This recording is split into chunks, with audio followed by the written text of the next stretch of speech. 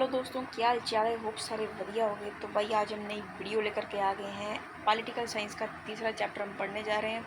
कोशिश में रहेगी मैं जितना सिंपली आपको इंसानों वाली भाषा में बता सकूं उतना सिंपली आपको समझाऊं, ठीक है। तो देखते हैं अभी। एक सेकंड। आपका फ़िलहाल सिर्फ इतना काम रहेगा, अगर कोई भी आपको चीज़ नहीं समझ में आ रही है, ठीक है, तो कमेंट सेक्शन आप ही के लिए खोलिए भाई, डाउट्स के लिए खोल रखी है, तो प्लीज़ उस पर आप जो है कमेंट अपना छोड़ दीजिएगा। देखते हैं, थोड़ा सा रिकैप करते हैं पिछले चैप्टर्स में हमने क्या पढ़ा है। कोई सब कुछ नहीं बताने वाली मैं, ठीक है, 4 घंटे की रामकथा नहीं करेंगे, बस थोड़ा सा रिकैप कर लेते हैं। ओके, हाँ तो भाई ये रहे हमारे 3 चैप्टर्स, सॉरी थर्ड तो अभी ये है। ये 2 चैप्टर जो हम पहले पढ़ के आ गए हैं। पहले चैप्टर में आपको कॉन्स्टिट्यूशन के बारे में बताया गया। कॉन्स्टिट्यूशन यानी संविधान, कानून, कायदे कानून क्यों ज़रूरी है हमारी कंट्री के लिए, ठीक है। बहुत सारी लाइव एग्जांपल देखी है। ऐसा नहीं कि सिर्फ हम इसको पढ़ाई के नज़रिए से देख रहे हैं कि भाई हम पढ़ रहे हैं सो वर्ल्ड बोरिंग बोल साइंस, कुछ ऐसा उस नज़रिए से नहीं। मैंने आपको हमने देखा कि भाई एक कॉमन डेली लाइफ की जो एग्जांपलें होती हैं जो कितनी ज़रूरी हैं, सब सीधा पता चले कि भाई नहीं, जो लॉज होते हैं वो हमारे लिए क्या हैं, इम्पॉर्टेंट है, ठीक है। लॉज होने चाहिए कंट्री में, उसके बिना अभी तक जितने भी लोग जो जिंदा बचे हैं ना, जो थोड़ी सी अच्छाई है, वो सारी की सारी ख़त्म हो गई थी। पूरी ह्यूमन काइंड ख़त्म हो जाती है अगर लॉज नहीं होते। चांसेस हैं, काफ़ी ज़्यादा तबाही के चांसेस हैं बिना कायदे कानूनों के। तो इसीलिए कॉन्स्टिट्यूशन जो है वो हमारे देश के लिए ज़रूरी है। फिर हमने देखा कि यार जब एक बॉडी बनाई जाती है, कुछ लोग बनाए जाते हैं, ठीक है, जो हमारे देश के लिए जो है डिसीजन लेते हैं, ठीक है, वो उन्हें संविधान कुछ पावर्स देता है ताकि वो हमारे लिए ही कायदे कानून बनाए जिससे अल्टीमेटली हमारा फ़ायदा हो, ठीक है। अब ऐसा नहीं है कि वो जो गवर्नमेंट है वो अपने आप बन जाएगी, जिसका मन करेगा वो गवर्नमेंट बनाएगा, नहीं। उसके लिए प्रोसीजर रहता है जो हम इसी चैप्टर में जानेंगे, जिसको हम इलेक्शन कहते हैं, चुनाव कहते हैं, ठीक है। तो ऐसा नहीं है कि भाई गवर्नमेंट को खुली पावर दी गई है, उनके ऊपर भी कुछ लिमिटेशंस हैं। कैसे लिमिटेशन है, जैसे कि संविधान में हमें कुछ हमारे हक दिए गए हैं, और उन्हीं हक यानी उन्हीं राइट्स के बारे में हमें चैप्टर 2 में बताया गया कि कैसे कैसे राइट्स हैं, कि आपको इक्वालिटी है, कि भाई आपको इक्वल तरीके से ट्रीट किया जाएगा, ठीक है। चाहे आप जिस मर्जी धर्म से हैं, किसी भी है, ठीक है ना, आप कास्ट से हैं, कौन से आपका क्या जेंडर है, किसी भी चीज़ पे आपको वो भेदभाव नहीं होगा। ऐसे बहुत सारे राइट्स थे, फंडामेंटल राइट्स हमने पढ़े, ठीक है। और अगर इन केस जो 6th फंडामेंटल राइट था, मैं थोड़ा सा आपको रिवाइज़ करवा रही हूँ, तो कोई भी आपके फंडामेंटल राइट्स हैं, जैसे कल्चरल हो गए, एजुकेशन हो गया, आप पढ़ सकते हैं, ठीक है। आप कोई कुछ भी प्रोफेशनली बन सकते हैं, डॉक्टर बन सकते हैं, इंजीनियर बन सकते हैं, कोई आकर के आपको मना नहीं करने वाला, ठीक है। और भी बहुत सारे हमने पढ़े राइट्स। अब इसमें कोई भी दखलंदाजी तू तड़ाक कर रहा है, कोई आपके साथ, ठीक है, भेदभाव हो रहा है, तो उसके लिए क्या प्रोसीजर है, उसके लिए आप जो बेसिकली है गवर्नमेंट के पास जा कर के कंप्लेंट कर सकते हैं, ठीक है। अब कैसे कर सकते हैं, क्या वो पूरा डिटेल में अगर आपको पढ़ना है तो वो भी आगे वाले चैप्टर्स में हम पढ़ेंगे। फिलहाल तो इतनी सी बात है, जब हमने पढ़ा कि भाई ऐसे ऐसे गवर्नमेंट इलेक्ट होती है, ये लास्ट चैप्टर्स आपने देखा कि गवर्नमेंट फिर हमारे लिए रूल्स बनाती है, उनके ऊपर कुछ लिमिटेशंस भी हैं, वो कुछ भी नहीं कर सकते, ठीक है, जो उनका मन जाए नहीं कर सकते। फॉर एग्जांपल जो हमें राइट्स दिए थे, हमें जो इसके बारे में हमने चैप्टर 2 में पढ़ा, उन्हें वो हमसे छीन नहीं सकते। बहुत बहुत बहुत बहुत बहुत ज़्यादा मुश्किल है, अगर इसको छीनना पड़े तो बहुत मेजॉरिटी चाहिए, पता नहीं क्या क्या चाहिए, तब जा करके ऑलमोस्ट जो हमारे फंडामेंटल राइट्स होते हैं ना, फंडामेंटल क्यों बोल रहे हैं मैंने, क्योंकि हमारे बहुत बेसिक है, हमें जीने के लिए चाहिए, वरना हमारे जीना मुश्किल हो जाएगा, समझ रहे हैं आप। फिर आपने इसके बारे में पढ़ा भी था। तो ये हमसे छीनना भाई नामुमकिन है, सरकार नहीं छीन सकती। क्यों? क्योंकि हमारे जीने के लिए, हम हर एक इंसान के जीने के लिए बहुत बेसिक है, ठीक है, बेसिक है। अभी देखिए ज़रा, तो फटाफट से देख लेते हैं भाई कि इलेक्शन रिप्रेजेंटेशन में हम पढ़ने के वाले हैं। बेसिकली इसका कंसेप्ट में आप देखेंगे, एक सबसे पहले हम पढ़ेंगे इलेक्शन सिस्टम इन इंडिया की, भाई इंडिया में जो है इलेक्शन सिस्टम, चुनाव कैसे होते हैं, क्या होता है, ठीक है। तो फिर जो सिस्टम फॉलो किया जाता है, फर्स्ट पास द पोस्ट, जिसको हम FPTP भी कहते हैं, देन PR जिसको हम प्रोपोर्शनल रिप्रेजेंटेशन कह रहे हैं। फिर इन दोनों ही सिस्टम्स का कंपैरिजन किया जाएगा। ये सिस्टम किस चीज़ के हैं, चुनाव के हैं, सब देखा जाएगा। अभी देखना, आराम से चिल करो, अभी फ़िलहाल कुछ स्ट्रेस मत लो, ठीक है ना, बाद में लेना। उसके आगे आता है रिजर्वेशन ऑफ कॉन्स्टिट्यूएंसीज़ की, ये रिजर्वेशन का क्या सीन है कॉन्स्टिट्यूएंसीज़ का, ये देखेंगे। यूनिवर्सल फ्रेंचाइज, ये क्या होता है, ठीक है, इधर आप, सॉरी, ये भी लिख दीजिएगा, ठीक है। फिर इसके बाद राइट टू कंटेक्स्ट क्या होता है आपके पास, ठीक है, ये चीज़ क्या होती है, ये देखेंगे। कंटेक्स्ट बेसिकली हो गया, सॉरी मैं गलत प्रोनाउंस कर रही हूँ, कंटेस्ट बेसिकली हो गया चुनाव के लिए खड़े होना, ठीक है। तो ये क्या राइट है वो हम देखेंगे। सबसे पहले हम स्टार्ट करते हैं टॉपिक, वो है आपके पास इलेक्शन सिस्टम इन इंडिया। ठीक है, तो बेसिकली आप देखते हैं इलेक्शन सिस्टम इन इंडिया क्या कहता है, मतलब इंडिया में इलेक्शंस कैसे होते हैं। सबसे पहले देखिए इलेक्शन क्या चीज़ है। इलेक्शन को आप चुनाव भी कहते हैं। चुनाव बेसिकली हो गया कि अब भाई हमें ये पता है कि इंडिया में डेमोक्रेसी है। ठीक है, डेमोक्रेसी, डेमोक्रेसी का क्या मतलब है कि जहाँ पर जनता का राज होगा, यानी कि लोग डिसीजन लेंगे। ठीक है, इसकी बहुत बड़ी स्पिरिट ये होती है कि लोगों, हर एक लोग को, इंसान को अपने कह सकते हैं ना, अपनी बेसिक मांग रखने का अधिकार है। ठीक है, हर एक के आइडियाज़ की कदर की जाएगी। ये नहीं कि भाई एक राजा बना दिया तो उसी के आगे संतान जो है उसको हम किंग बना रहे हैं, अत्याचार कर रहे हैं लोगों पे, नहीं। पीपल डिसीजन होता है, पीपल, लोगों की सरकार होती है। समझ में आ रहा है? थोड़ा सा आइडिया मिल रहा है डेमोक्रेसी, है ना। इसके बारे में हमने पहले भी पढ़ रखा है छोटी क्लासेस में भी, पर मैं उस सब चीज़ों को आपको जज नहीं करने वाली। नहीं भी कुछ भी पता तो भी कोई दिक्कत नहीं है, मैं आपको समझाने की कोशिश कर रही हूँ, आप समझने की कोशिश करें। नहीं समझ आता है कोई तकलीफ नहीं है, कमेंट में आकर के एक बार ज़रा कमेंट छोड़ दीजिएगा। ठीक है, मैं कोशिश करूँगी या तो उसी टाइम आपका रिप्लाई दिया जाए, अगर नहीं समझा तो सेपरेटली वीडियो में आपको मैं जब भी कोई नया वीडियो आएगी समझा दिया करूँगी। ठीक है, बस आप कमेंट छोड़ो, ध्यान से सुनो, अपन आराम से करते हैं। तो बेसिकली यहाँ पे भी लिखा हुआ है इंडिया हैज़ डेमोक्रेसी। डेमोक्रेसी मतलब यहाँ पे लोगों की बातों का, लोगों की ज़रूरतों का ध्यान रख के काम किया जा रहा है। ये मेन स्पिरिट होती है डेमोक्रेसी की। ठीक है, तो हमारे देश के लिए कायदे कानून कौन बनाती है? कुछ लोग बनाए जाएंगे उनके। ठीक है, कुछ बेसिक स्पेशल लोगों को, ये स्पेशल लोग नहीं होते, कुछ लोगों को ये स्पेशल पावर दी जाती है कि वो हमारे लिए कायदे कानून बनाएं, जिसको हम गवर्नमेंट कह रहे हैं, सरकार कह रहे हैं। अब अगर हमने कहा कि लोगों की ज़रूरतों का ध्यान रखा जाता है डेमोक्रेसी में, अगर इंडिया में डेमोक्रेसी है तो वो गवर्नमेंट ऐसी थोड़ी बन जाएगी। हमने 2-3 लोगों से पूछा कि भाई किसको बनाएं, वो बोलेंगे अच्छा इसको बना दो, बाकी लोग क्या भाड़ में जाएं? नहीं, सबके आइडियाज़ की, सबके सोच की, सबके नज़रिए की ये रिस्पेक्ट करते हैं। तो इसीलिए जिस तरीके से हम गवर्नमेंट बनाएंगे, वो तरीके को, वो प्रोसीजर को आप इलेक्शन कहते हैं, जिसको हम चुनाव भी कह सकते हैं हिंदी में। ठीक है, समझ में आ रहा है? तो अभी कैसा होता है, क्या सिस्टम है, वो अभी हम देखते हैं। ठीक है, धीरे धीरे करके समझते हैं। तो इसमें पार्लियामेंट्री सिस्टम ऑफ गवर्नमेंट है। पार्लियामेंट्री सिस्टम ऑफ गवर्नमेंट में क्या होता है, हेड ऑफ द कंट्री जो है ना, हाँ, तो भाई बेसिकली जो हेड ऑफ द कंट्री होता है ना पार्लियामेंट्री सिस्टम ऑफ गवर्नमेंट में, मतलब सरकार अलग अलग तरीके से बनाई जाती है। हर एक अलग अलग सिस्टम होता है हर एक देश का सरकार बनाने का, गवर्नमेंट बनाने का। तो हमारी इंडिया में पार्लियामेंट्री सिस्टम, अभी पार्लियामेंट्री सिस्टम क्या हो गया भाई, इसमें क्या होता है, जो देश का जो हेड होगा ना वो बेसिकली प्रेसिडेंट होगा, लेकिन जो सरकार का हेड होगा, यानी जो सरकार का क्या काम है, लॉज बनाना। ठीक है, सारा देख रेख करना कि देश में क्या हो रहा है, क्या नहीं हो रहा है, एडमिनिस्ट्रेशन, मतलब कोई भी क्राइम है, कुछ भी हो, ठीक है ना, किसी भी एंड पे हर एक चीज़ को देखना, देख रेख करना, वो सारा काम, कायदे कानून बनाना, वो सब गवर्नमेंट का काम है। ठीक है, तो वो गवर्नमेंट का हेड कौन होगा इस कंट्री में? पीएम, यानी प्राइम मिनिस्टर। ठीक है, तो इस टाइप ऑफ जो ये सिस्टम होता है सरकार बनाने का, यहाँ पर ज़्यादा पावर्स प्राइम मिनिस्टर के हाथ में होते हैं। तभी आप जब देख रहे होंगे, अब यहाँ भी पूछूंगी कुछ लोगों को कि भाई, अब देखो ऑनेस्टली बात करें तो यार जज मत करना, लेकिन अब मैं भी 11वीं में हूँ, हम तो भी है ठहरे स्टूडेंट। जब हमारे टीचर हमें पढ़ा रहे थे तो देवर लाइक कि भाई तुम में से अभी कोई पूछेगा कि प्राइम मिनिस्टर का क्या नाम है, सब चिल्ला चिल्ला के बोल पड़ेंगे नरेंद्र मोदी। बताओ भाई प्रेसिडेंट का नाम क्या है? अध से चुप हो गए, मैं भी चुप थी। तो बस वो क्यों नहीं पता है, क्योंकि देखो ज़्यादातर अभी आप न्यूज़ चैनल खोलोगे तो नरेंद्र मोदी जी वहाँ पर बात कर रहे होते हैं। ठीक है, उनका लेक्चर चल रहे होते हैं, वो अपने, हमने उनके बहुत ज़्यादा भाषण भी देखे होंगे। ठीक है, न्यूज़ के चैनल्स पे, राइट, देखे हैं ना। तो मतलब जिस तरीके का सिस्टम है, इस सिस्टम में ऐसा नहीं कि प्रेसिडेंट का काम नहीं है, उनके भी फंक्शंस रहते हैं। आपने पढ़े भी होंगे कि जब तक प्रेसिडेंट साइन नहीं कर देता, वो जो है कोई भी बिल है वो पास नहीं होता, कानून नहीं बन सकता, ऐसा नहीं है। लेकिन जो ज़्यादा पावर्स हैं, एक कंपैरेटिवली देखा जाए तो वो प्राइम मिनिस्टर के पास आता है। ठीक है, उसकी ज़्यादा थोड़ा सा एक कह सकते हैं कि उसकी इन्फ्लुएंस ज़्यादा है। ठीक है ना, उसका दबदबा ज़्यादा। आप ज़्यादा देखोगे तो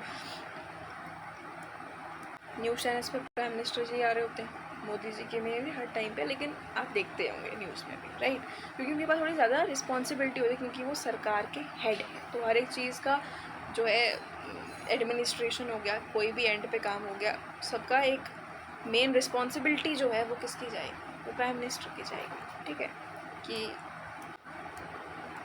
सारा जो भी एडमिनिस्ट्रेशन है वो स्मूथली चल रहा है या नहीं चल रहा है। एग्जाम्पल में हमने देख लिया था उस तरीके की गवर्नमेंट होती है, इंडिया में भी है, यानी इंडिया में भी पीएम के पास कंपैरेटिवली मोर पावर है, कह सकते हैं कि मोर इन्फ्लुएंशियल है वो, ठीक है, ज़्यादा पावर है उनके पास। और यूके में भी है। प्रेसिडेंशियल गवर्नमेंट में क्या होता है, जो हेड ऑफ द कंट्री है और मतलब सरकार का और देश का दोनों का जो हेड है ना, मेन अपना सरपंच मान लो, ठीक है, तो वो कौन होगा, प्रेसिडेंट होगा। ठीक है, ये सिस्टम आपको पाया जाता है यूएसए में, ऐसा देख सकते हैं यूनाइटेड स्टेट्स ऑफ अमेरिका। वहाँ पर जो सब कहते हैं ना, वहाँ पे सबसे ज़्यादा पावर जो होती है ना, हेड, वो प्रेसिडेंट के पास होती है। समझ में आ गया। उसके बाद आती है सेमी प्रेसिडेंशियल गवर्नमेंट। अब सेमी प्रेसिडेंशियल क्यों कहा गया इसको, सेमी क्या हो गया, आधा। इसमें देखा जाए तो सरकार का जो हेड होगा वो क्या होगा, प्रेसिडेंट होगा, और आगे जो प्रेसिडेंट ही होता है वो क्या करता है, अपॉइंट करता है पीएम को।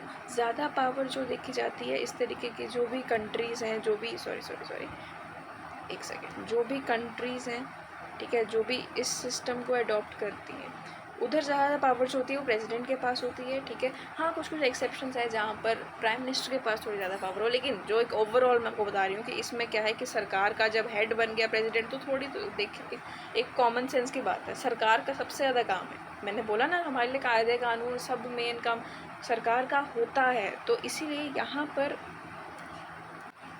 आई एम नॉट सेइंग कि बाकी जो भी इंस्टीट्यूशंस हैं उनका नहीं होता है, लेकिन मैं कह रही हूँ इनकी रिस्पॉन्सिबिलिटी कहीं ना कहीं हमारे देश के जो भी मैटर्स चल रहे हैं ज़्यादा है। ठीक है, आज जाके कुछ भी गलत होता है तो बात किस पे आएगी, सब लोग किसको कहेंगे, गवर्नमेंट को ही कहेंगे ना। तो इसीलिए यहाँ पर प्रेसिडेंट के पास सेमी प्रेसिडेंशियल गवर्नमेंट का जो सिस्टम है जिस भी कंट्री में है, वहाँ पर ज़्यादा पावर्स जो होती है वो प्रेसिडेंट के पास पाई जाती है। हाँ कुछ एक्सेप्शंस हैं, कुछ देशों में एक्सेप्शंस भी हो सकते हैं जहाँ पे प्राइम मिनिस्टर के पास ज़्यादा पावर है।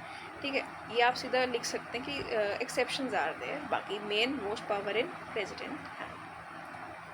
आगे आता है हार्ट ऑफ सिस्टम। भाई कौन सा सिस्टम, डेमोक्रेसी। ये यहाँ पे लिखना भूल दिया गया है, यहाँ पे आप लिख दीजिएगा डेमोक्रेसी। अब डेमोक्रेसी में जो डेमोक्रेसी का सिस्टम है, ठीक है, उसका हार्ट किसको कहा गया, फ्री एंड फेयर इलेक्शंस को। इलेक्शंस हो गए जिस तरीके से आप जो गवर्नमेंट है उसे चुन रहे हैं, वहाँ पे गवर्नमेंट यानी हमारे लिए कायदे कानून आ जाके कौन बनाएगा, ऊपर सरकार में कौन खड़ा हो रहा है, उसे चुनने का तरीका, उसे हम कहते हैं, उन लोगों को चुनने का तरीका वो होते हैं इलेक्शंस। और उन्हें फ्री एंड फेयर होना उस चीज़ का बहुत ज़रूरी है, क्योंकि अगर इधर स्वार्थ आगे, इधर किसी ने पैसे ज़्यादा लेके, ठीक है, अगर किसी गलत इंसान को आगे खड़ा कर दिया जो कि सरकार बनाएगा, हमारे लिए कायदे कानून बनाएगा, उसने गलत कायदे कानून बना दिए, भेदभाव होना शुरू हो गया, तो आगे जा कर के प्रॉब्लम हमें आएगी। और वो तो फिर डेमोक्रेसी कहलाएगी नहीं, क्योंकि डेमोक्रेसी में तो होता ही जनता का रूल है, जनता से बड़ी कोई नहीं है भाई। गवर्नमेंट भी जनता के आगे झुक जाएगी।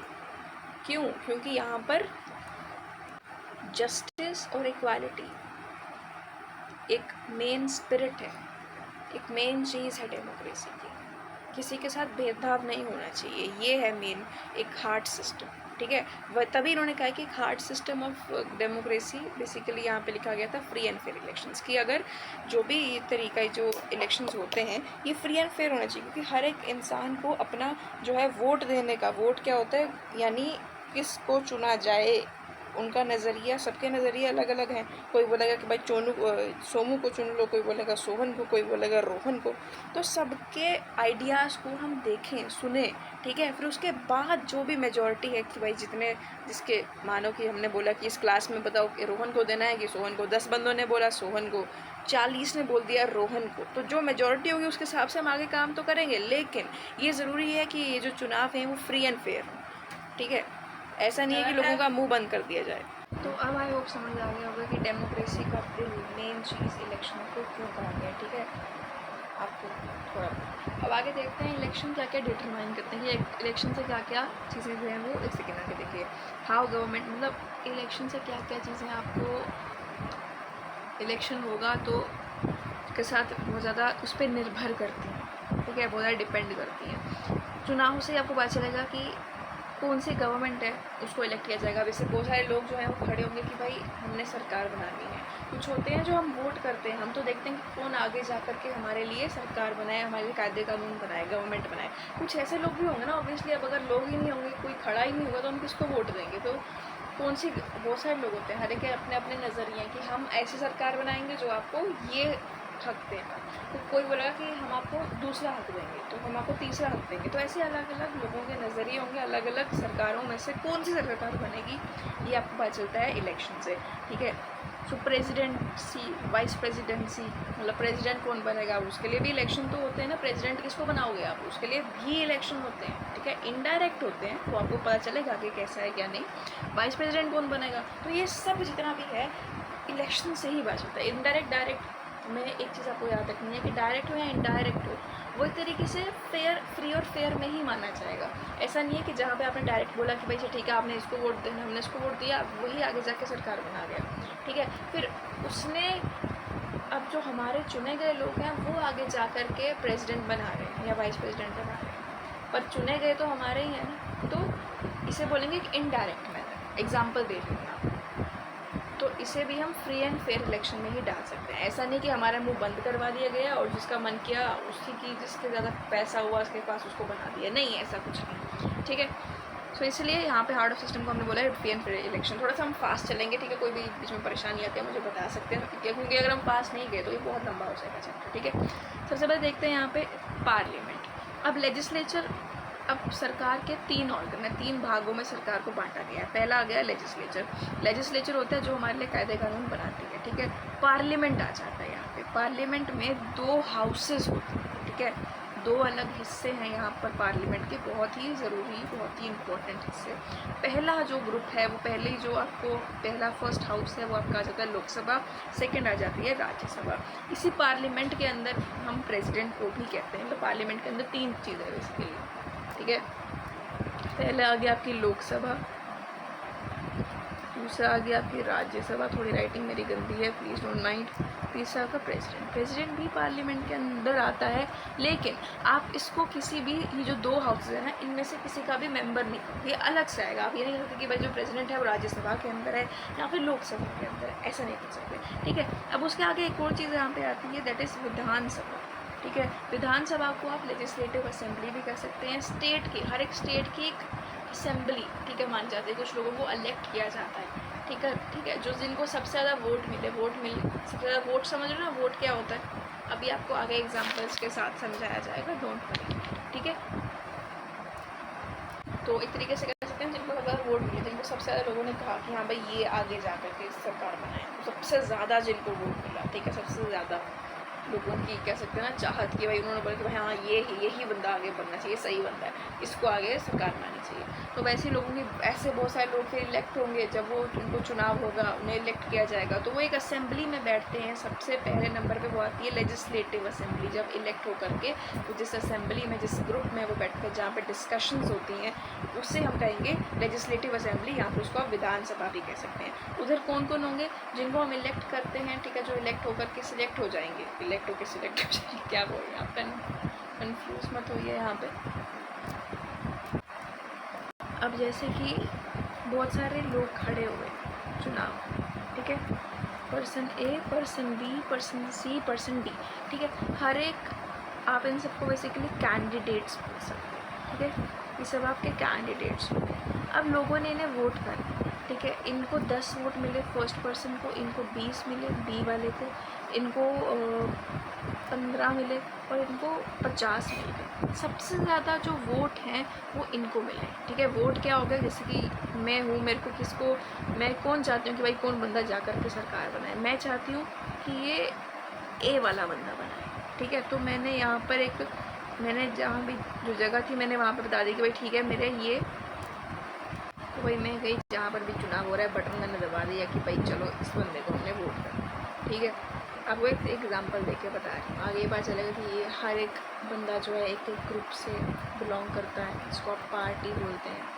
पर ये इंसान खड़ा हुआ है यहाँ पर चुनाव में, इसका मतलब ये आगे जा कर के मैं चाहता हूँ कि ये बंदा जाए, ठीक है, फिलहाल के लिए तो मैंने इसको जा कर के बटन दबा दिया, मैं चलो ठीक है भाई मैं इसको वोट कर रही हूँ, तो इसको बेसिकली आप वोट करते हैं। तो यहाँ पर सबसे ज़्यादा वोट किसको मिले, इस डी पर्सन को मिले, तो ये आगे जाके सरकार बनाएगा। और इस बंदे को हम क्या बोलेंगे, एमएलए। एमएलए क्या होता है, मेंबर ऑफ लेजिस्लेटिव असेंबली। अभी लेजिस्लेटिव असेंबली की बात की थी हमने, तो ये उस असेंबली में जा कर के बैठेगा। ऐसी बहुत सारी स्टेट्स में ये सब जब होता है, सॉरी स्टेट्स में नहीं, एक ही स्टेट के अंदर जब बहुत ज़्यादा कॉन्स्टिट्यूंसीज बनाती हैं, कैसे होगा सिस्टम सब आगे देखेंगे।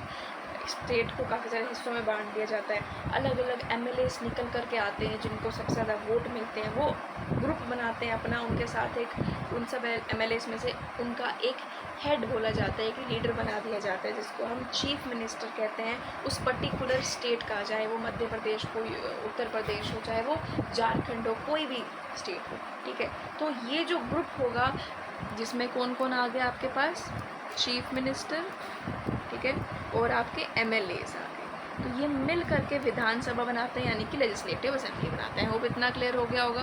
आगे बढ़ते हैं, ठीक है। यहाँ पे आपको क्या दिया गया है, कुछ लिखा है यहाँ पे, election in India are events involving political mobilisation and organised complexity on an amazing scale. अब यहाँ पे क्या है बेसिकली लिखा गया, मोबिलाइजेशन होता है इकट्ठा होना। तो जितने भी पॉलिटिकल जो चुनाव होते हैं, किस तरीका होता है जिससे बहुत ज़्यादा पॉलिटिकल मोबिलाइजेशन होती है, अलग अलग लोग जो होंगे वो उठ करके आएंगे, ठीक है।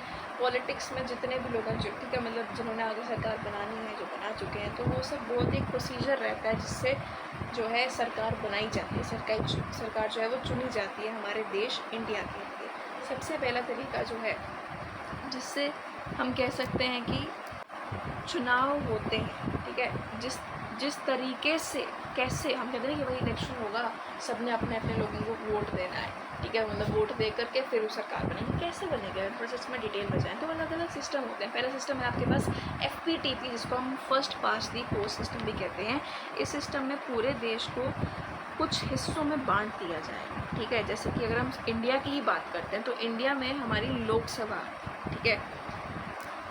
अब कन्फ्यूज बिल्कुल भी नहीं होना, ये नहीं बोलना कि भाई मैडम ये भी लोकसभा कहाँ से आ गई, ये कहाँ से आ गई, वो कहाँ से आ गई। अभी हमने पढ़ा था कि गवर्नमेंट के 3 हिस्से होंगे। एक हो गया लेजिस्लेचर, ठीक है, उसी लेजिस्लेचर में क्या होता है, जो कायदे कानून बनाते हैं हमारे लिए, वो सब लोग आ जाएंगे। तो उसमें हमारा पार्लियामेंट आता है, पार्लियामेंट में 2 ग्रुप्स आते हैं, 2 हाउसेज आते हैं। पहला जो हाउस था वो था लोकसभा। जो इंडिया में एग्जाम्पल दिया जा रहा है कि भाई ये सिस्टम में कैसे कैसे जो है चुनाव किए जाते हैं, इस तरीके से। कौन से तरीके से, FPTP वाले से कैसे किए जाते हैं। एग्जाम्पल दिया उन्होंने, जैसे होता भी इंडिया में FPTP के थ्रू ही है, ठीक है, ऐसे ही होता है जैसे आपको बताया जा रहा है अभी। अब फॉर एग्जाम्पल जो लोकसभा है वहाँ पर 543 सीट्स हैं आपके पास, यानी 543 मेंबर्स लोग जो हैं वो आ करके इधर बैठ सकते हैं, ग्रुप बना सकते हैं और हमारे देश के लिए कायदे कानून बना सकते हैं, ठीक है। तो अब वो 543 लोग कौन होंगे, ये कैसे पता किया जाए। तो इस सिस्टम के अकॉर्डिंगली जो देश होता है उसको उतने ही हिस्सों में बांट दिया जाएगा जितने यहाँ पे सीट्स हैं। अगर 543 सीट्स हैं तो ये हमारा अगर कंट्री है, ये मान लो इंडिया, तो इसको हमने उतने ही हिस्सों में बांट दिया, उतने ही पार्ट्स में हमने इसे डिवाइड कर दिया। और उस हर एक पार्ट को, ऐसे मैं इस पार्ट की बात करूं, इस हिस्से की बात करूं, देश के इस हिस्से की बात करूं, तो इस यूनिट को आप बेसिकली क्या कहेंगे, इस जगह को आप क्या बोलेंगे, जो कि कॉन्स्टिट्यूएंसी कैसे आप जगह बना देते हैं जो इलेक्शन के लिए अलग अलग पार्ट्स में डिवाइड किया, उसको आप बोलते हैं कॉन्स्टिट्यूएंसी।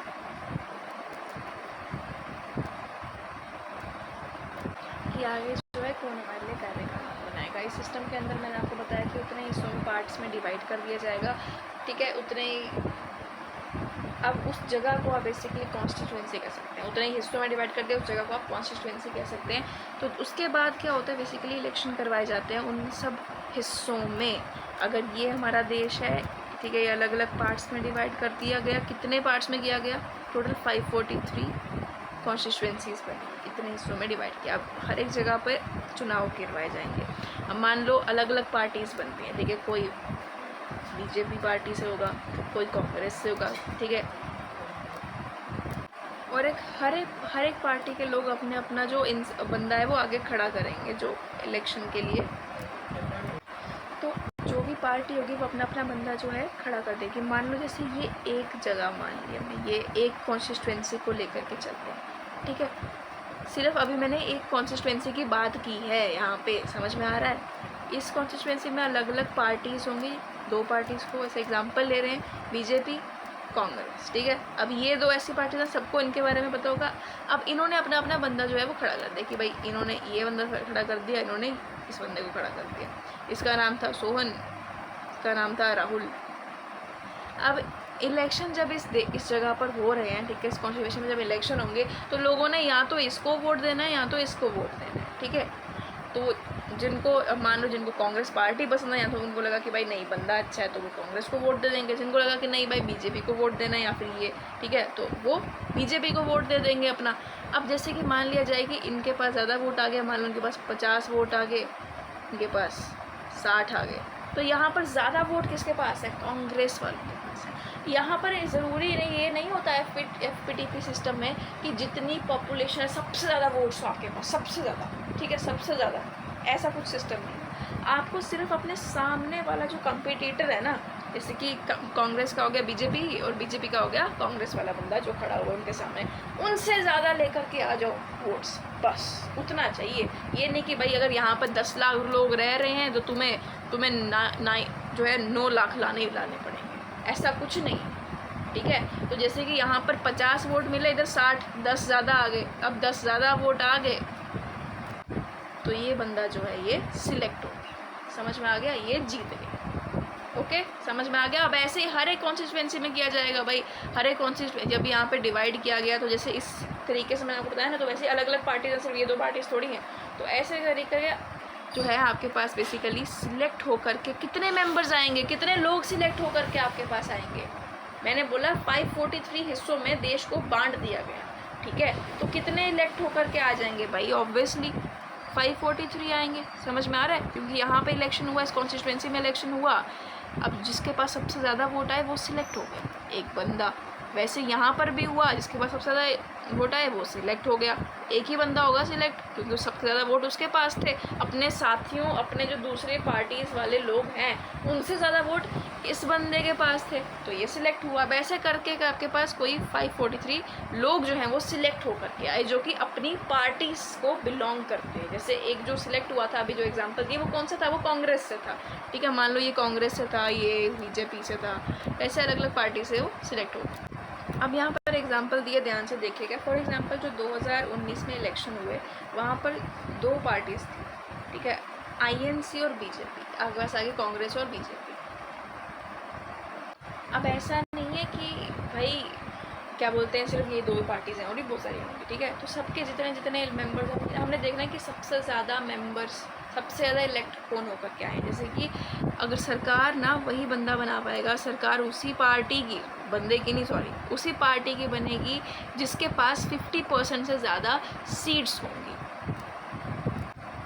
50% + 1 यानी 51% लगा लो, 51% से ज़्यादा या 51% सीट्स होंगी। कैसे, क्या बोलना चाह रही हूँ, कन्फ्यूज़ मत हो यार। टोटल ना 543 बंदे जो हैं वो लोकसभा में बैठ सकते हैं। अब 543 का आधा कर देंगे तो हो जाएगा 271 लोग हो गए, हाँ हो गए। अब इसमें एक और ऐड कर दो तो कितना हो गया? 272 हो गया। अगर इतने लोग जो हैं किसी सिर्फ एक सिंगल पार्टी के ही जीत करके खड़े होकर के आ जाते हैं, ठीक है, इतने लोग निकल करके आ जाते हैं तो वो एलिजिबल हो जा सकते हैं, वो आगे सरकार जो है बना सकते हैं। समझ में आ रही है मेरी बात? उनकी ही बेसिकली सरकार जो है बनेगी। ओके, ठीक है। तो बस कुछ नहीं था, यही था, इतना ही था FPTP सिस्टम में।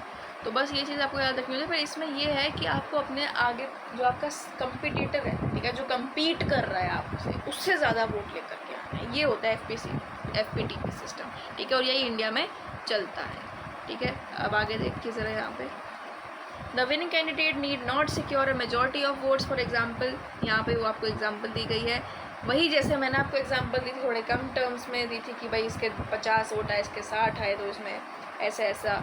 Hair it is not needed to win that votes is equal to 9 lakh और 6 लाख। हाँ, आपको ज़्यादा से ज़्यादा वोट नहीं लाने चाहिए, मैंने आपको पहले बताया, आपको सिर्फ अपने कंपटीटर से ज़्यादा वोट लाने हैं, ठीक है। This method is called FPTP system, जिसको आप फर्स्ट पास दी पोस्ट भी कह सकते हैं। इसी को आप प्लूरलिटी सिस्टम भी कहते हैं। कहीं पे क्वेश्चन में आ जाए कि भाई प्लूरलिटी सिस्टम बताओ, तो कंफ्यूज नहीं होना है, तो ये नहीं सोचना कि भाई क्या है कौन सा है, वो FPTP सिस्टम की बात करें, उसी को आपने डिफाइन करना है, ठीक है।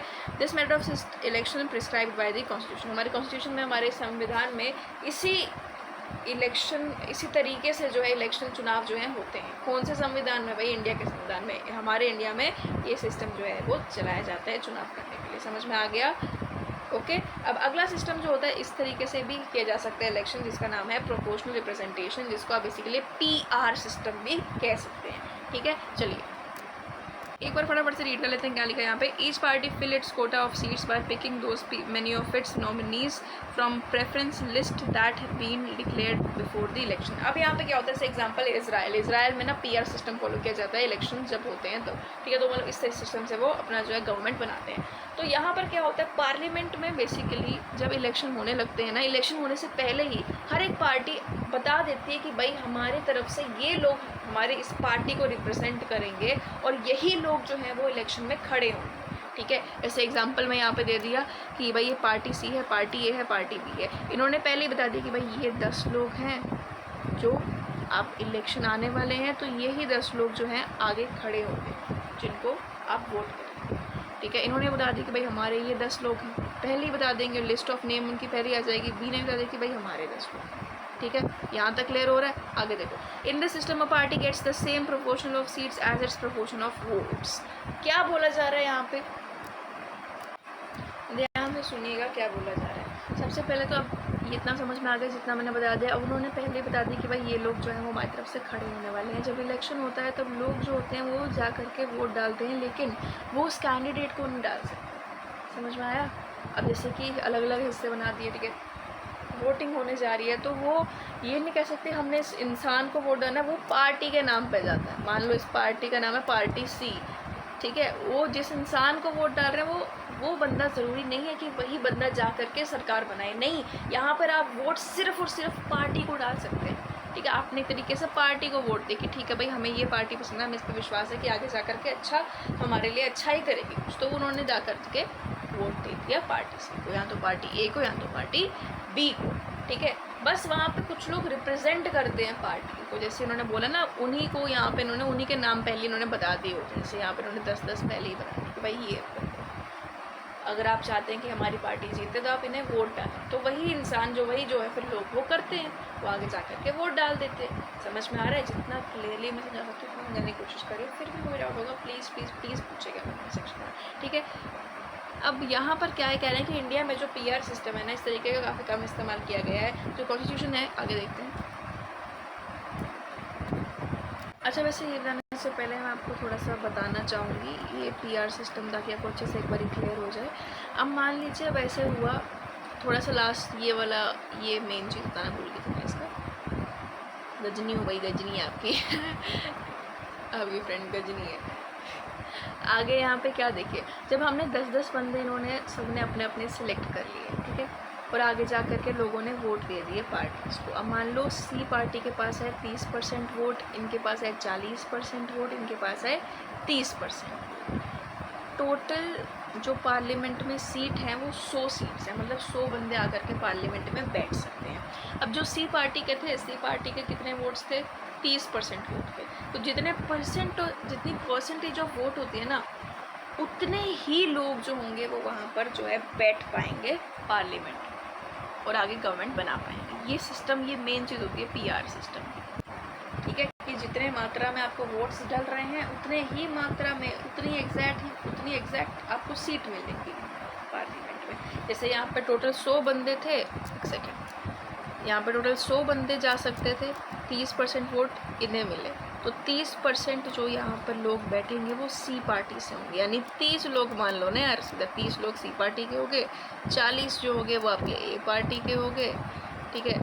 उसके बाद 30 जो हो गए वो आपके B पार्टी के होंगे, क्योंकि इनको भी 30%। बस ऐसा सिस्टम है, समझ में आ रहा है? अब यहाँ पे इंडिया में जो है ये सिस्टम का इतना प्रयोग नहीं किया जाता है बेसिकली, ठीक ठीक है, आप थोड़ा आगे बढ़ते हैं। यहाँ पर कॉन्स्टिट्यूशन जो है वो इतना इस्तेमाल नहीं होता, लेकिन कहाँ कहाँ पे इस्तेमाल होता है यहाँ पे इंडिया में, जो जैसे प्रेसिडेंट को इलेक्ट करने में हो गया, ठीक है, वाइस प्रेसिडेंट को इलेक्ट करने में हो गया, राज्यसभा में जब इलेक्शंस होते हैं तो तब हो गया, तो यहाँ पे तब जो है वो इस्तेमाल कर लिया जाता है। The constitution prescribes a third and complex variation of the PR system for the election of president, vice president, Rajya Sabha and Vidhan Parishad, जिसको हम लेजिस्लेटिव काउंसिल बोलते हैं। अब इसको मिक्स मत करना है, लेजिस्लेटिव असेंबली अलग है, लेजिस्लेटिव असेंबली अलग है, लेजिस्लेटिव काउंसिल अलग है, ठीक है, समझ में आ रहा है। अच्छा, तो बेसिकली राज्यसभा ना, वो कहता है कि दो हाउसेज होते हैं, होता है लोकसभा और राज्यसभा। अब राज्यसभा में कैसे इलेक्शन होते हैं वह वो लिखेंगे, ठीक है। थोड़ी एग्जांपल में जो भी लिखा है आपको मैं पहले समझा चुकी थी। लेजिस्लेटिव असेंबली में क्या होता है, एक स्टेट है आपके पास, जैसे देश में बहुत सारी स्टेट्स हैं, ठीक है, यूपी, MP, हरियाणा, पंजाब, ठीक है, ऐसे बहुत सारी स्टेट्स हैं। अब यहाँ पर हर एक स्टेट को कुछ कुछ पार्ट्स में डिवाइड कर दिया जाता है। अगर हम सिर्फ लेजिस्लेटिव असेंबली की बात करें तो इसको विधानसभा भी कहते हैं। तो मान लीजिए अगर ये एक स्टेट है, ठीक है, ये एक स्टेट है और यहाँ की जो लेजिस्लेटिव असेंबली है, अगर इस स्टेट कोई भी नाम ले सकते हैं आप, जैसे मान लीजिए पंजाब मान के चलते हैं, ठीक है, इधर एग्जांपल दे रही हूँ, ऐसा कुछ नहीं है कि भाई इतनी सीट्स होती हैं इतनी होती है, सिर्फ एग्जांपल दे रही हूँ। अब पंजाब की एक लेजिस्लेटिव असेंबली है, विधानसभा है, ठीक है, यहाँ पर टोटल 70 लोग बैठ सकते हैं, 70 सीट्स हैं, तो उतने ही पार्ट में इसको डिवाइड कर दिया गया, जिस पार्ट को आप क्या बोलते हैं, कॉन्स्टिट्यूएंसी। तो मतलब वही 70 कॉन्स्टिट्यूएंसीज बना दी, फिर हर एक पार्टी ने अपने अपने लोग यहाँ पर खड़े कर दिए, ठीक है। फिर जब इलेक्शंस होते हैं तो यहाँ पर वोट्स निकल करके आते हैं, मतलब हर एक इंसान जो है वो अपनी जो भी उनको पार्टी पसंद है उससे जो है वो वोट करेगा, उस मतलब कैंडिडेट को आगे वोट करता है, ठीक है। तो मान लीजिए अगर बीजेपी को है, बीजेपी को 8 वोट मिले, ठीक है। आम आदमी पार्टी को, आम आदमी पार्टी कहाँ से आ गई यहाँ पे, अच्छा इन्होंने दिल्ली की बात की है, right, doesn't matter at all, ठीक है। चलिए, तो यहाँ पे ठीक है, अब जो भी पार्टीज़ ने सबने अपने अपने बंदे सिलेक्ट कर दिए और वोट्स आए, ठीक है। तो बीजेपी को 8 वोट मिले, आम आदमी पार्टी को 62 वोट्स मिले, ठीक है, एग्जाम्पल लेकर के चल रहे हैं। कांग्रेस को 0 वोट। अब जितने वोट्स मिले हैं आपको ये देखना है कि सबसे ज़्यादा वोट किसको मिले हैं। सबसे ज़्यादा वोट्स जो हैं यहाँ पर किसको मिले थे, आम आदमी पार्टी का जो भी बंदा सिलेक्ट हुआ उसको सबसे ज़्यादा वोट मिले, 62 वोट मिले। तो अब वही जो पार्टी जो है वो आगे सरकार बनाएगी, ठीक है, उन्हीं की सरकार बनेगी जिनके सबसे ज़्यादा वोट्स होंगे। तो 62 मेंबर्स जो होंगे वो, इन्होंने लोकसभा का भी बताया, कन्फ्यूज मत होना। अगर मैं सिर्फ इसी की बात करूँ फिलहाल तो सिर्फ लेजिस्लेटिव असेंबली की बात की जा रही है। 62 लोग जो होंगे वो आगे जा कर के अपनी जो है वो सरकार, ठीक है। तो जिनके पास ज़्यादा वोट होगा वो जो है बेसिकली आगे जा कर के गवर्नमेंट बनाते हैं। अब इनके पास इस एग्जांपल में था आम आदमी पार्टी को सबसे ज़्यादा वोट्स मिले थे, तो वो जा कर के लेजिस्लेटिव असेंबली यानी कि उनकी स्टेट की असेंबली में जा कर के बैठेंगे और वही सरकार बनाएंगे। और बाकी के जो 8 वोट यानी फिर 8 सीट्स जो हैं वो बीजेपी को मिली है, तो वो भी अपने 8 मेंबर्स जो हैं वो लोकसभा में बैठेंगे। समझ में आ गया। इसमें भी वही सिस्टम रहता है कि 50% + 1, 50% + 1 जो है सीटें वो अगर किसी एक पार्टी की निकल जाती हैं तो वो गवर्नमेंट बना सकती है लेजिस्लेटिव असेंबली में भी, ठीक है। जब लोकसभा कैसे सिलेक्ट होते हैं तो लोकसभा का मैंने आपको सिस्टम बता दिया, वही यहाँ पर लिखा गया है। फिर राज्यसभा में कैसे बोलते हैं, राज्यसभा को हम काउंसिल ऑफ स्टेट्स भी कहते हैं, ठीक है। अब राज्यसभा में किस तरीके से इलेक्शन होता है, मज़ेदार प्रोसीजर है, बट फ़िलहाल एट द मोमेंट आपको जितना बताएगा आप उसको फ़िलहाल रिवाइज़ करिएगा, ठीक है। मैं अभी इसको यहाँ पे रोक देती हूँ, ये वीडियो बहुत ज़्यादा लॉन्ग ना हो जाए। इसके आगे भी हमारे पास कुछ टॉपिक्स हैं वो हम अगली वीडियो में देखेंगे, ठीक है। तब तक के लिए आप इसको रिवाइज़ कीजिए, कोई डाउट है तो आप पूछ लीजिएगा। बाकी मिलते हैं नेक्स्ट वीडियो में। Thank you so much.